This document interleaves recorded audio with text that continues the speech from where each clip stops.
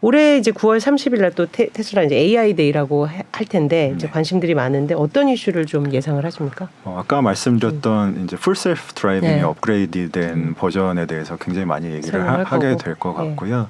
그다음에 그 최근에 사실 투자자 설명회가 있었습니다. 네. 그래서 그 슬라이드에 보시면 그렇죠. 마지막에 로봇 손이 이렇게 하트 모양을 그리고 있는데 그 이제 AI에 기반한 로봇에 대한 이야기를 분명히 꺼낼 것으로 좀 생각이 되고 그렇게 예고를 했습니다. 그래서 옵티머스라는 이제 로봇에 대한 기대감을 상당히 많이 가지고 있고요. 이 휴머노이드 로봇이 완성이 되게 되면 사실 이제 공장에 투입해서 기존의 어떻게 보면은 그 생산 인력들을 많이 도와줄 수도 있고 자동화 공정에 어떻게 보면 유연하게 기존에는 어떤 설계된 세팅 안에 자동화 기기들을 투입하는 형태인데 그 휴머노이드 로봇이 되게 되면 이제 자율 판단에 의해서 작업들을 할 수 있기 때문에 굉장히 새로운 레이아웃에도 잘 적응할 수 있는 이런 휴머노이드 로봇이 나올 수가 있거든요. 그런 것에 대한 좀 기대감이 있습니다. 그래서 그런 이야기들을 많이 하게 될 것 같고요. 그다음에 컴퓨터 쪽에서도 이제 테슬라가 그 도조라고 해서 그 자율주행 데이터들을 모아서 학습을 시키는 이런 어떻게 보면은 그 슈퍼컴퓨터를 갖고 있는데 세계 최고로 빠른 컴퓨터를 이미 수준을 갖고 있거든요. 그래서 그런 그 D1 칩이라고 하는 자체 슈퍼컴퓨터를 위한 굉장히 고속 연산의 칩을 어떻게 지금 지난 사실 AI 데이 때 살짝 맛을 보여줬는데 어느 정도 완성도가 올라와 있는지 또 그 부분도 보여주지 않을까 좀 기대를 하고 있습니다. 그 로봇을 말씀하셨으니까 사실 로봇 사업을 지금 말씀하신 거에는 어떤 그 노동력의 대체로 접근하는 것 같다고 말씀하셨는데 이 로봇 사업을 자동차 사업만큼 중요하게 여기는 것이 분명하죠.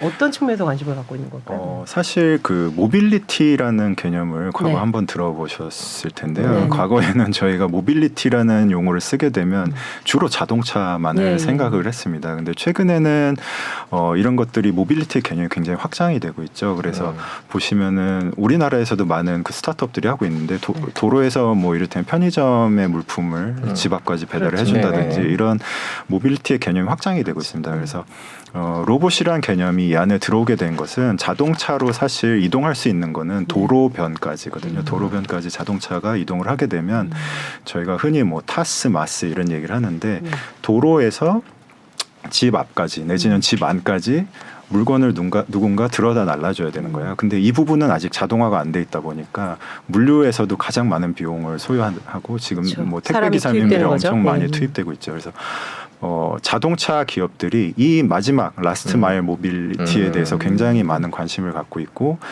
이 부분이 로보타이제이션이 되면은 정말 모빌리티의 끝판왕이 되는 거거든요. 그러다 보니까 잘 아시다시피 현대차에서도 그 보스턴 다이나믹스라는 기업의 휴머노이드 형태의 로봇 기업을 인수를 했고 뭐 LG 삼성도 당연히 관심을 갖고 있고요. 그러다 보니까 이제 사업명이 중첩이 되기도 하고 테슬라도 당연히 그 라스트 마일에 대한 관심이 있을 겁니다. 그래서 크게 두 가지일 걸로 저는 개인적으로 예상을 하는데 이 라스트 마일에 투입되는 그 로봇, 그러니까 차에 말하자면 로봇 택시가 가서 로봇 택시에서 물건을 집 앞까지 날라주는 라스트 마일 로봇이 하나가 될 수가 있겠고 공장 자동화에 투입되는 이제 스마트 팩토리에 투입되는 그런 로봇에 대해서 뭐 선보이지 않을까 이런 예상을 하고 테슬라가 로봇을 특별히 만들 만한 어떤 기술적인 그런 바탕들이 있나요? 전자회사라든지 뭐 로봇 회사라든지 원래 로봇 팔을 만드는 회사라든지 그런 쪽은 아니었잖아요. 그렇죠. 그래서 테슬라가 사실 어떻게 보면 시작이 거의 IT 기업에 가까웠잖아요. IT 기업에 가까운 회사가 전기차라는 하드웨어를 굉장히 잘 하게 되면서 그 플랫폼 위에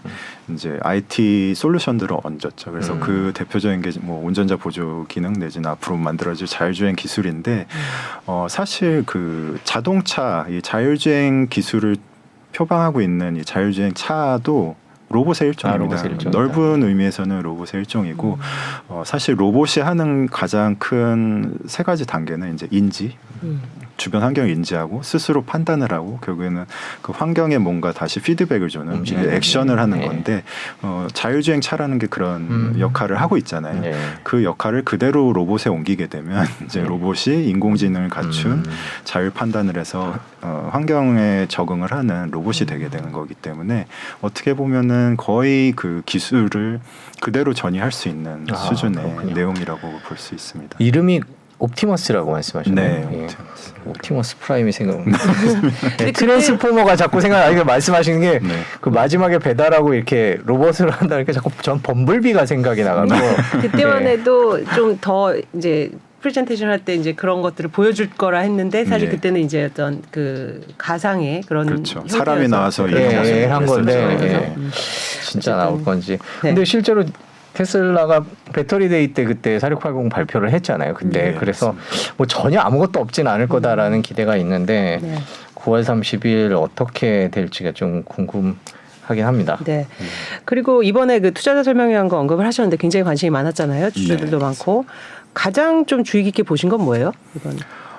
사실 뭐 최근에 그 테슬라가 상하이 공장이 네. 셧다운을 네, 했기 네, 때문에 굉장히 타격이 클 걸로 좀 네. 다들 전망을 했습니다. 그런데 거의 2달 가까이를 열고 닫고를 반복했음에도 예상보다는 판매도 상당히 좀 기대 이상이었고 물론 상하이 공장에서는 뭐 나온 생산량이 좀 상대적으로 굉장히 작았지만 다른 공장들이 잘 메이크업을 해줬고 특히나 이제 수익성 면에서 굉장히 기대 이상으로 이제 네. 오히려 수익 향상이 되는 모습을 보여가지고 그 투자자들이 상당히 좀 어떻게 보면 놀랬죠. 네. 그래서 이런 수익력 창출을 도대체 다른 회사들은 어떻게 따라갈 수 있을까? 근데 저희가 이제 자동차의 수익을 보면 사실 판가를 어떻게 결정하느냐, 판매를 가격을 얼마나 높이 책정할 수 있느냐, 그다음에 원가를 얼마나 낮출 수가 있느냐가 결국에는 결정 인자잖아요. 네. 근데 테슬라는 그 두 가지를 다 하고 있다는 거죠. 이를테면 빠르게 국내에서 올리고 있죠. 굉장히 예. 불만을 갖고 있죠. 그래서 가격을 어떻게 보면은 시가에 그 판다고. 자재 부품 원료 자재 가격에 따라서 뭐 그 컴퓨터 CPU 판매 사실 테슬라 그런 인식이 좀 있는 것 같아요. 컴퓨터 칩을 팔 때도 보시면은 공급이 부족하면 가격 굉장히 빨리 그렇죠. 올리잖아요. 뭐 자동차도 결국엔 IT 기기다 그렇게 네. 인식을 갖고 있는 것 같고요. 이제 다만 소비자들이 너무 빨리 올리는 거 아니냐. 그러니까 저도 그런 부정적인 인식이 너무 각인이 되게 되면 다음에 이제 재구매로 안 이어질 수 있기 때문에 테슬라가 그 정책에 대해서 굉장히 좀 조심스러워야 한다고는 생각하는데